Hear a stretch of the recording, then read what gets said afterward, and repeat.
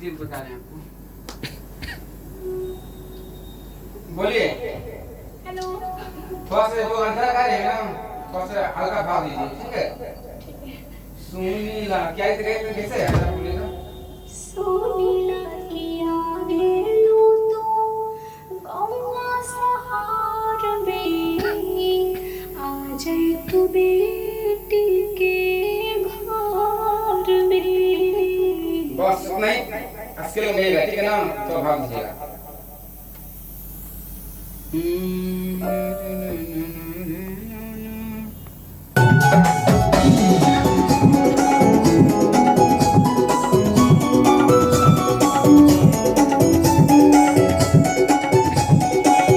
सुनीला किया वेलू तो गौवा सहार में आ जाए तू बेटी के घर में।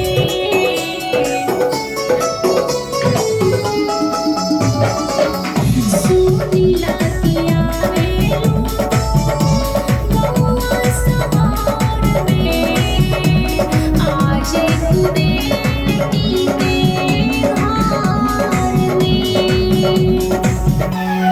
पाविल दर्शन तरसे हमरो नयनवा मैया। पाविल दर्शन तरसे हमरो नयनवा मैया। आई जाए तू मेरी माई हमरे अंगनवा मैया। पाविल दर्शन तरसे।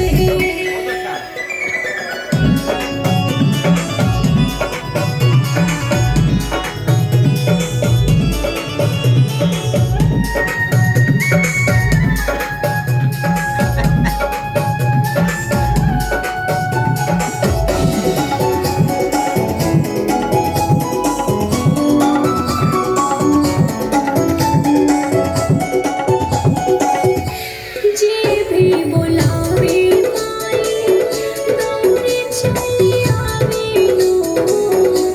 डूबे सिनाइया बचावेलो।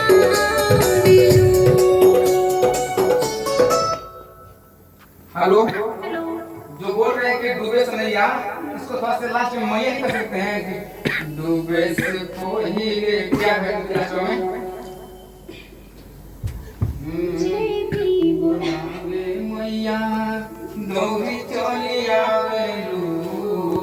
डूबे सिनाइया बचावेलो। हे मायो हाँ ये डूबे से नैया बचावेलू हे माई। थोड़ा से लास्ट में बोलिएगा, ठीक है ना? आइएगा। लास्ट में तो है ना?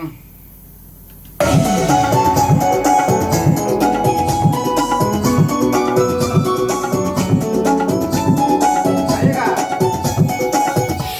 जे भी बोलावे माई दौड़े चली आवेलो।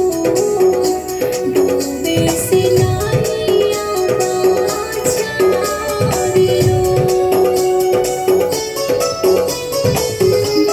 और क्या? जे भी बोलावे दौड़े चली आवेलो। डूबे सिनाइया बचावेलो। काहे पिया तोसे सुनला रजिया मैया। काहे पिया तोसे सुनला रजिया मैया। आई जे तू मेरा नी हमरे अंगनवा मैया।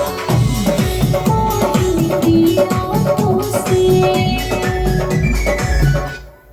हेलो, लास्ट में एक बार बोलिएगा दोबारा, ठीक है ना? और सब सही है, ठीक है? आइएगा। कोहे प्रिया बोल रहे हैं। प्रिया की प्रिया प्रिया। कहीं बोले कैसे बोलिए?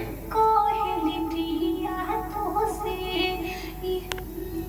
काहे प्रिया तोसे सुनिला रजिया मैया।